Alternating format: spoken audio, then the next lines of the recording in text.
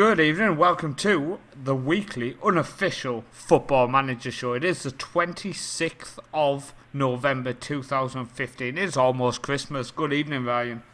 Good evening, Paul. Are you excited for Christmas? It's the same every year, but it might be better this year. We never know. That's the most unhappy, unenthusiastic person in the world. Are you excited for Christmas? Same as every year. I've got Football Manager. What more do I want? Oh yeah, I suppose it's true. Yeah, it's true. You've got Football Manager. You sat playing it. So let's go on to it. That's what How's I do it on going? Christmas Day, play FM. Well, there's no harm in that. I would do it if the kids and the missus didn't demand that I didn't. What I will say before we get into the conversation, I've been looking at like desks and setups, because people who don't know, my setup at the minute is basically I've commandeered the dining room table with my desktop PC, the monitor, my laptop set up next to that. So yeah, I've been looking at desks, and she wants to move me into the spare room upstairs, which is a bit harsh. But on the plus side, she did say then you can buy yourself another TV to have your PlayStation set up next to it. And I was like, wow, could be cool, a games room. But then she started talking about all the other stuff to go in. But yeah, Football Manager 2016, Ryan, it's a few weeks past release now. People who follow our channel will know myself with creating a legacy with FC United Manchester it's going well. Didn't win promotion first season, but I kind of wasn't expecting it. I expected to finish in relegation zone, finish mid-table. I was fairly happy. I tried second season to develop youth, and it's been a bit hit and miss so far second season. But some great players. There's a player called Hugh Johnson, Huw for the first name, Johnson. Definitely a player I recommend for low league in FM16, Ryan. Absolute set piece master. One to look out for. Definitely one to look out for. The gems down there. And I've got a couple of youngsters, regions who've come through. And as I'm recording this tomorrow night, there's an episode going live. I have convinced Rooney to come to FC United Manchester. So definitely want to go and check out, guys.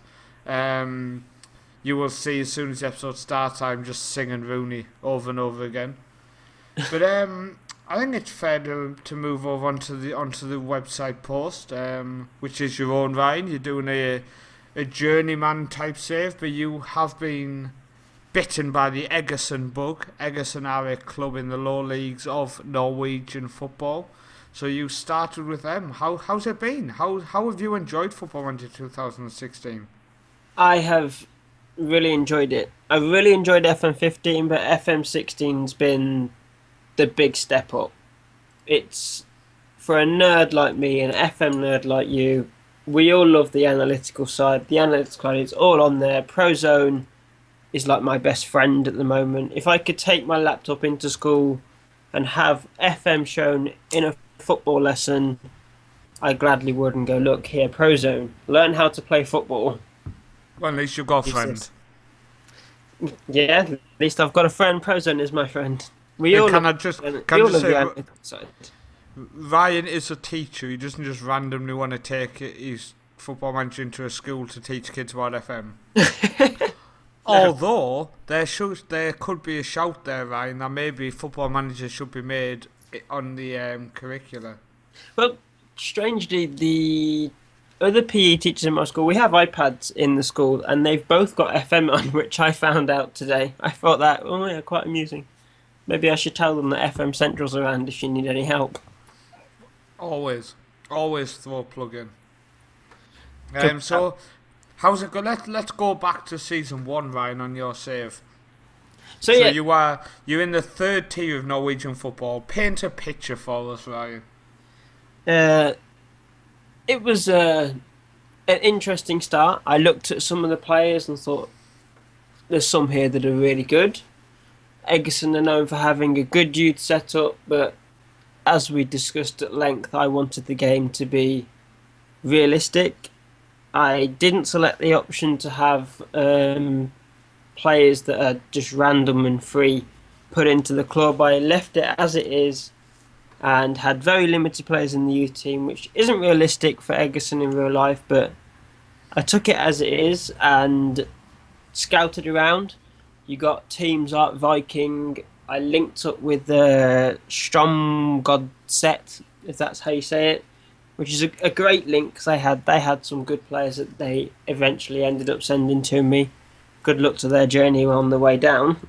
Don't know how long it took them to get down from there to Egerton, but Stromsgodset's not that bad. It's over near Oslo, so maybe like 10 hours, 11 if they stop for a coffee.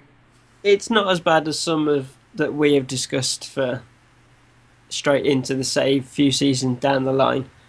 But yeah, a nice start to the season. Up straight into the promotion, up into the second tier of Norwegian football. I think I only lost, if I can recall, 2 games with a similar tactic to what I was using in FM15 and a backup tactic of just a normal 4-3-3 with the defensive mid. And I've had one player that has stuck with me on loan twice.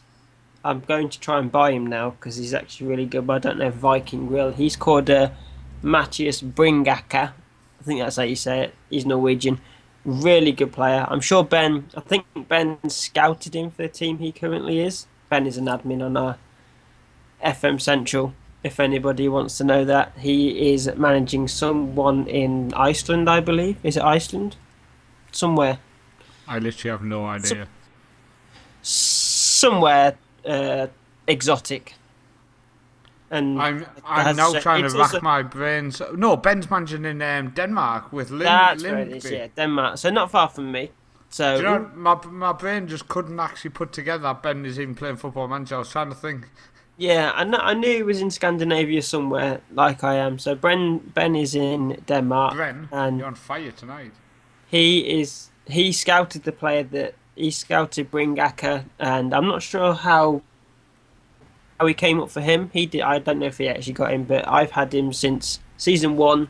Absolutely fantastic. He was 18 at the time. He's now 19 for me, and he's just been fantastic. A player that can play on the right, on the left, in the centre, very versatile and can play fantastically in all those positions. Fantastic. It's definitely good when you can find somebody who is versatile and he comes with you on the journey. Yeah, it's just unfortunate that I had to get him on loan, so I'm not sure because his loan deal ends soon after I've just finished season 2, which that one I'm not going to give away because I haven't actually put that on the website yet. No, so unbelievable. I've got all the pictures ready and sorted. I just need to get the post sorted and updated. Now, what I will say is, sorry, go on, Ryan. That's all right. I'm hoping he may come back on loan. I've had a look at Viking squad, and I don't know whether he'll fit in to how they are because Viking are quite a good team, but then it's down to them. I can't force him to come back. I think it's something to look out for on the website. What I will say is I have some plans over the next couple of days to actually get my head down and get some stuff done on the website. So I have started a small save. I've got a journeyman save going, which is going to just get put on the back burner just for the time being while I do this other project. And the main reason is I want to kind of look into why I'm losing games with FC United Manchester, but I don't want to do with FC United Manchester. So, which it might sound totally absurd to people, but as Ryan and people know, the 5 and 5 that I put together in FM15, that didn't happen by accident. It happened because I was conceding lots of goals in some games and other people in the community having the same issue. So I decided to go and set up another save away from the save I was struggling with and basically see what I could create. So I've started a save with Molde in Norway. So me and Ryan are going to be in the same country. So I'll pop for a coffee, Ryan. Stick kettle on. Enjoy. But the main aspect of the save is to focus on how to develop youth. That's going to be one aspect of the save. Is going to be a post on kind of just recommending the best ways and the best targets with a youth player. So when you first get your youth player, what do you look for? What's the best thing to focus on? If you have a midfielder who can't run, for example, I've got a player in my FC United team who is literally he's a passer of the ball, but if you ask him to do anything else, he will literally just fail. So I want to kind of look at how to focus on developing your youth players, but then, as I said, I want to kind of look at it tactically as well. So it's probably going to turn into a save where there's going to a post will come out of it, basically, Ryan, where it kind of shows how to set up a tactic which makes yourself solid but also creative, what I want to try to do with Molde. But what people need to remember is something which Ryan does a lot as well. We don't like to just say there's a tactic, plug it in and have a go. Like with the 5 and 5 on FM15, it's not a tactic to download, it's a base, and I always keep saying it's a base because you can kind of copy it, but then you're going to have to edit it to suit what you need. And the same with Ryan's tactic. He will always say, this is my tactic, this is how it works, this is what I did, this is the results I got. But if you want to use it, you will have to edit it. Now, a lot of people say, well, why do I have to edit it? Well, you have to edit it because it's built to suit his players. Same with my 5 and 5 at the time was built to suit the players I had. And I'm currently using the exact same tactic now to try to pull myself out of a bad run, and it is just not working. So I need to kind of assess why it's not working, but to do that I need to go away and learn more of the match engine, if that makes sense, Ryan.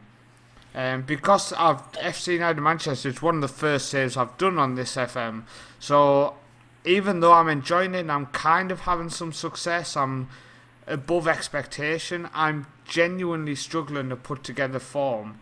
And I need to go away and kind of sit down and watch the match engine working with different tactics, which I can then come back and implement onto my tactics I'm using here.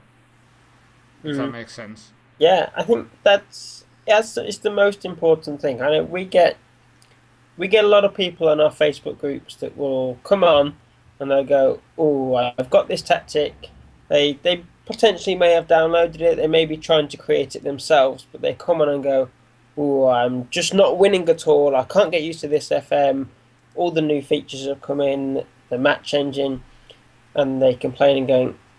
But then they ask, and I have no qualms about people asking, "Oh, give me a tactic," but this is plug and play. To me, it doesn't work. You have to.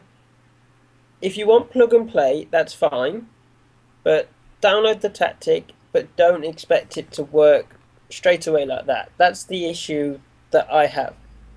You need to take the tactic, like Paul has said, he offers a base. My tactics on FM15 were available to download, and I think some did use them. They said, yes, it worked, but then sometimes it didn't work for them. That's because I built that tactic around for me. I'm using that tactic on FM16, but as on FM15 I was using it for teams in the top division. I was using it at Man United, I used it at Barcelona, I used it at PSG. You link to those teams to Egerson.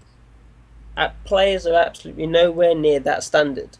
So I had to change a few things around, change the mentality to be a bit structured, because the tactic on FM15 was very fluid, but I had the players that could be fluid and get in position and play fluid sort of football.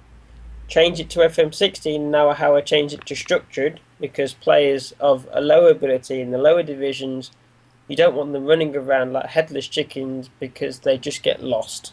And that's, firstly I tested that in pre-season, it did not work. They were running around all over the shop And when I look back at average positions, it was like a spider had just crawled across the screen. So that's not what I wanted to see. I changed it to structured. In the next preseason game, it was much better, much more contained. It was all players were in their position where they actually needed to be, and when you're looking back, the tactics set out as to how I wanted it for lower league opposition. So it's all about taking a tactic, which is fine. Ask for a tactic, give it a go. If it doesn't work, have a look and use Prozone. That's why it's put into FM16. It will be your best friend, as it is mine. Hey! There are a mound of things on there. Use all the tick boxes just to check everything. Average positions, use the heat map. If you play a certain style of football, if you play long passing football, if you play short passing football, look all on there. Are they playing short passes? Are they playing long passes? Are they linking to how you want to play? It may not be very easy to use, but I have a guide on how to use the average positions. I will be looking at more. I'm potentially looking at the passing and crossing. So if you do play a crossing style of football, which I am playing now with Egerson, you can look at that guide when it comes out in the future. It's just try and have a go yourself rather than relying on give me a tactic. It works for you. It will work for me. Mentality. Can I do That's my rant over. Can I do the Prozone friend speech? Yeah. Do you sit at home on a night? Do you have nobody to talk to? Do you wish you had a friend? Look no further. Football Manager 2016 is there to help. Prozone, your friend when needed. There you go. It is a friend. It is a friend. There you go. He's refusing to accept it. If you're nerdy like us, you will spend time and frustration probably sitting there going, why am I in a rut and not winning games? Which I did towards the end of Season 2 with Egerson. I had a spat where I was just drawing games. I sat at the end of the season and looked back over every single game, what was happening. I picked out the mistake, and over pre-season I'll be hoping to correct that mistake and go into the next season hoping to not draw as many games as I did towards the end of Season 2. Fantastic. Well, we're going to move on, Ryan. We're going to move on. I asked some people in our Facebook group, FM Central. We are at 4,642 members as we speak right now. I asked people, what is your greatest FM moment? And a few people got back in touch, which is nice. So I'm going to start off. David Little, he said his best FM moment would be on FM14 when he took iBar up to the BBVA and made them a force before he financially ruined them. So a bit of good and a bit of bad. Yeah. Cameron said getting Portsmouth to the Premier League in 5 seasons on FM15, finishing 11th first season, scoring the most and letting the most, only to finish bottom the following season. So yet again, like David, bit of good, bit of bad. Ben McManus, the tactical legend, he said taking Crewe from 7th place in League One, he took over in the second season, to a Champions League winner scored by an academy player and an unbeaten Premier League season. Magic, as he says. It's always great to have that. See an academy player come up and follow his journey. So Darren Webster, another one of our admin team. FM13, spending money on my youth facilities and having a team of players from my youth set up with the Europa League. He won the Europa League with Livingston.